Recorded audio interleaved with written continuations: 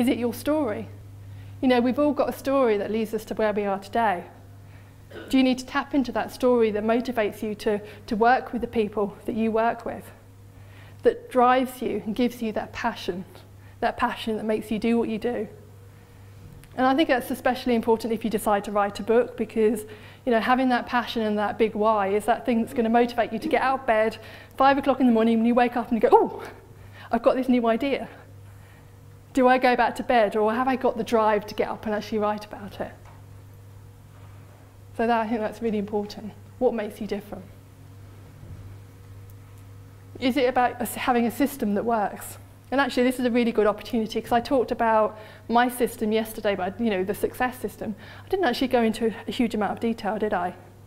Because as I mentioned earlier, yesterday, you could write a book, but you kind of need to know what you're writing about, who it's towards, and if it's written towards people who want it, it makes it so much easier as well. So the system I use to help you to stand out, the very first step is to shape your vision.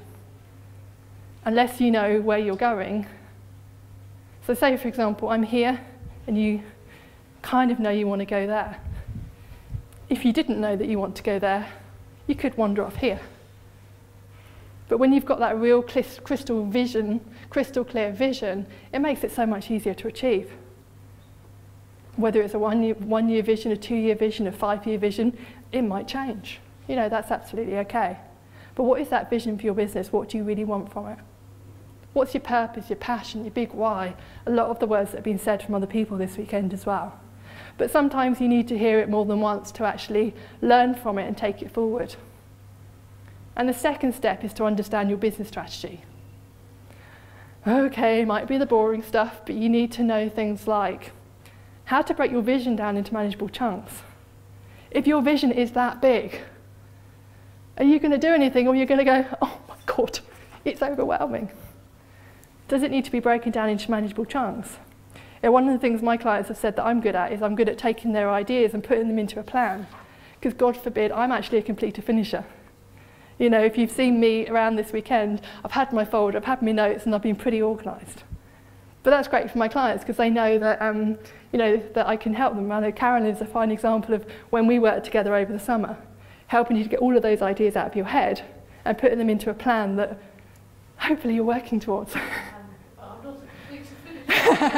Okay, I'll give you a ring. But, you know, it is about, okay, from that respect then, you know, having a coach or a mentor is great for accountability, isn't it?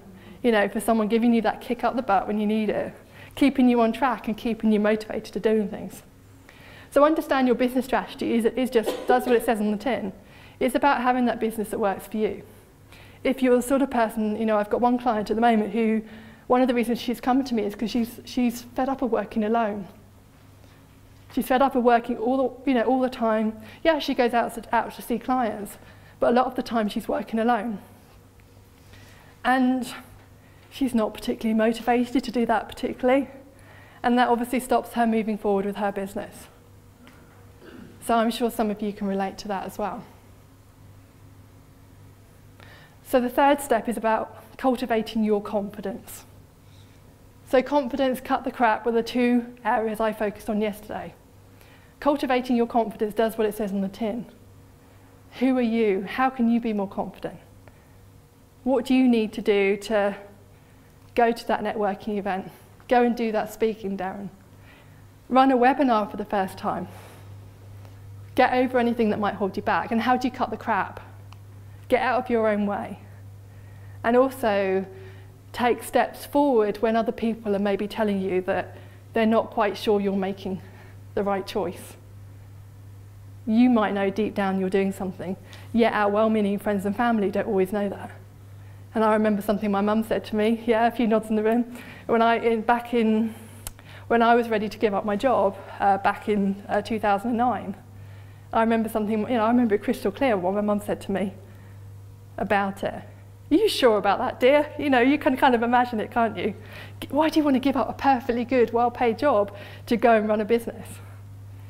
Well, maybe that perfectly good, well-paid job didn't have that passion there, didn't make me feel that purpose. So where are we? The fifth step then, so that's the E, And this is a really important part, is about elevating your expertise, that thing that makes you different. What it is that you do well that no one else does. And even if other people do it, you put your own slant on it, you do it your own way.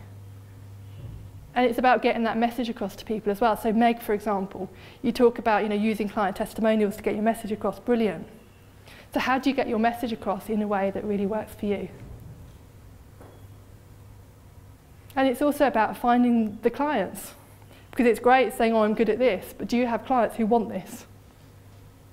Yeah, have any of you come across it? You've got a great idea, but you're not quite sure how to get the clients to actually find you to actually do something. So that's really what Elevate Your Expertise is about. And then you've got to sculpt your marketing plan.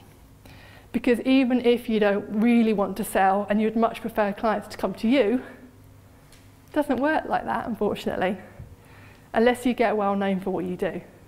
And that's when it makes it so much easier, because people say, oh yes, so Kamini is the go-to person for this. Attracting celebrities who want their eyebrows, done and look amazing. Because when you get recommendations and referrals like I know you do, it makes it so much easier in business. So when you have that plan, it makes it easier to achieve. And the very last step is standing out. How do you stand out in your business? And and you can see now, hopefully, how the house analogy fits together.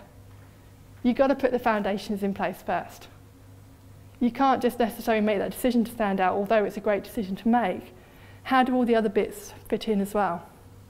So for those of you who have worked with me, you'll probably recognise some of the things I'm saying.